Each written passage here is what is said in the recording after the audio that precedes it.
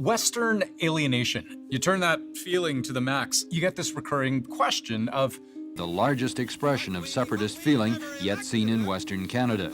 And the growing support for separatism. The talk of Western separation. Alienation in Alberta. As an idea, it's at least 50 years old. So I think most people out here don't really want to separate.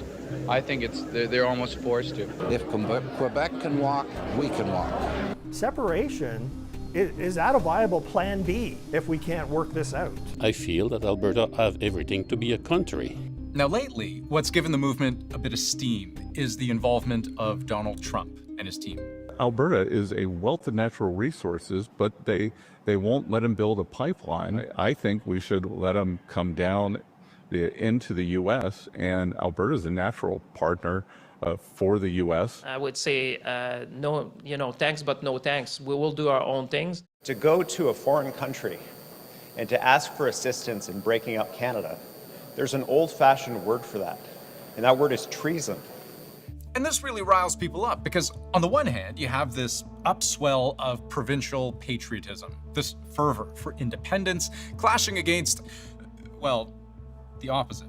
I think it's a bit ridiculous that we're even having this question, so.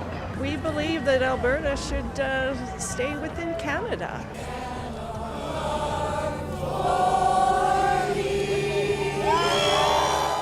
But all of it, the stayers, the leavers, the Canadians, the Americans, they're all missing one very important point, which is that separating from Canada from within is really hard to do. It's a long, drawn-out, complex, multi-layered negotiated process. If there are any separatists in Alberta or anybody who is opposed to it, who's thinking that this referendum could happen this fall and then by Christmas Alberta is its own country, think again. Yeah, it takes more than just flash-in-the-pan enthusiasm, more than even a well-crafted referendum question and result to achieve independence. And I'll show you why.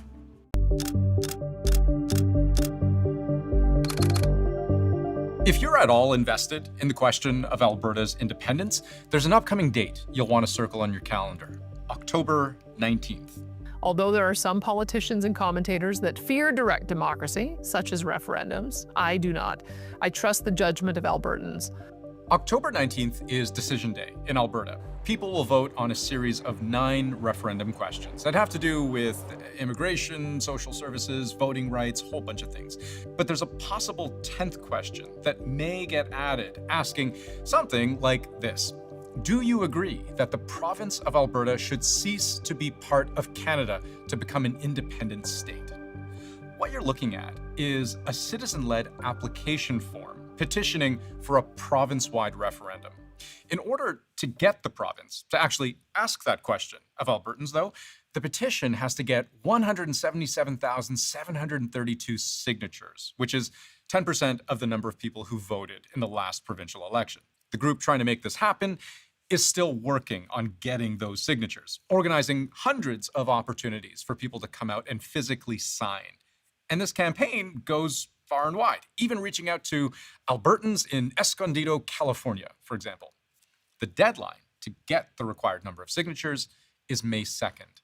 Then and only then will the province be legally obligated to put this question to Albertans at a date of the government's choosing, but which we generally expect could be on the same date it's already planning to ask 9 other referendum questions. I know that as a province, we will thoughtfully ponder, debate, and ultimately come to a wise decision on these questions. Again, that's October 19th, if the petition gets 177,000 signatures in less than 2 months from now.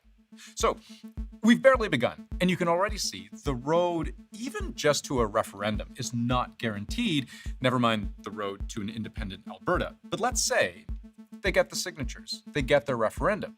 This only creates 2 new problems.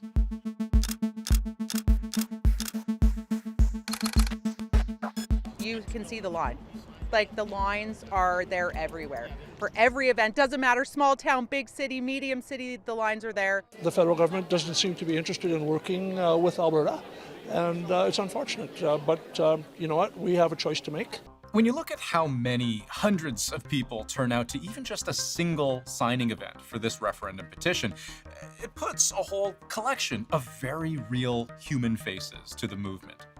There are even accounts of people waiting in line for up to 3 hours, in some cases, to sign the petition. Now, when reporters have tried to get firm numbers from organizers, the head of the group collecting signatures hasn't been willing to say how close to 177,000 signatures they are, except to say he thinks they're well on track to hit their target by the May 2nd deadline. But getting 10% of voters to sign your petition is a lot different than getting a clear majority of voters to agree to actually secede from Canada. Last month, polling firm Angus Reid asked Albertans how they'd vote today on a referendum to leave.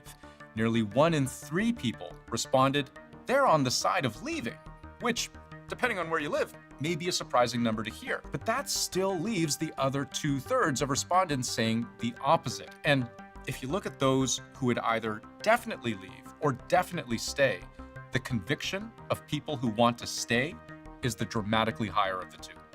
That's problem number 1. You got the signatures, you got the referendum, but can you lock up the yes vote?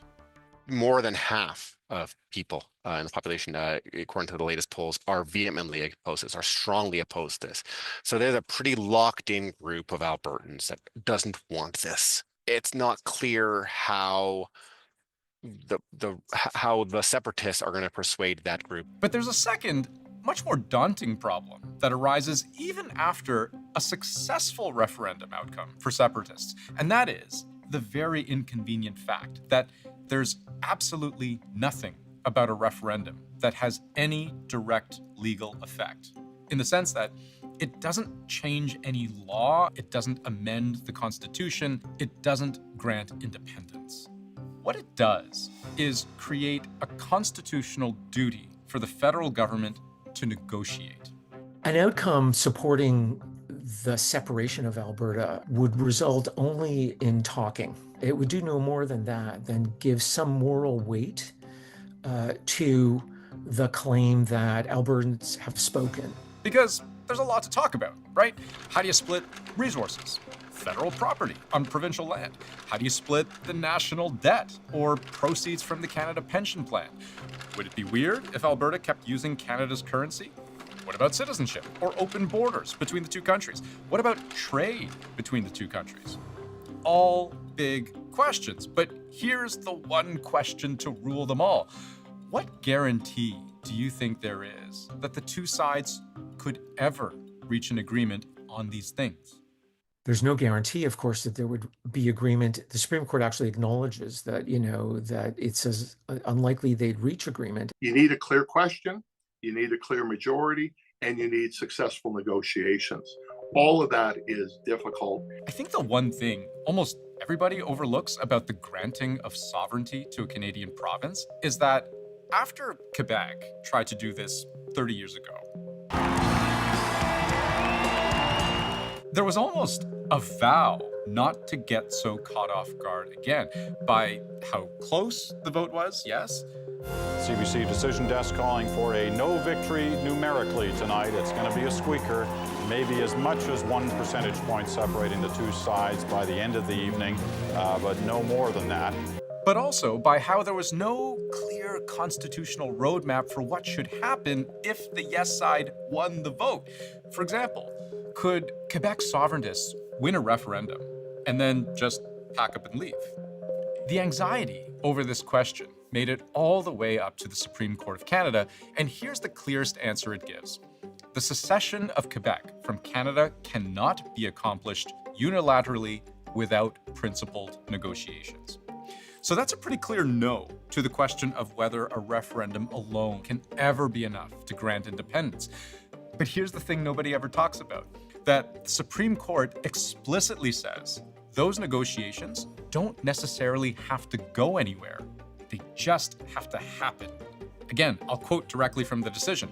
Negotiations following such a referendum would undoubtedly be difficult, while the negotiators would have to contemplate the possibility of secession. There would be no absolute legal entitlement to it, and no assumption that an agreement reconciling all relevant rights and obligations would actually be reached. This is a huge deal and changes everything, because what it effectively does is it makes leaving Canada a two-way conversation. To use divorce as an analogy, It's like telling two people you can only divorce if you agree on everything. So you've got a married couple. They've been married for 20 years. They have 2 kids and a dog and a house. They get divorced.